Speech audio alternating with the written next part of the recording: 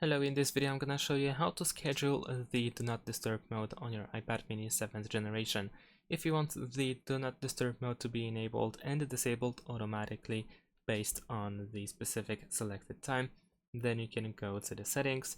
In the settings, scroll down and go to focus, and then go to Do Not Disturb. Over here you should be able to find the schedule, and one should be already pre-made. So if you want to use it, then of course you can go inside and then turn on schedule. Of course you can still adjust it or remove it if you want to.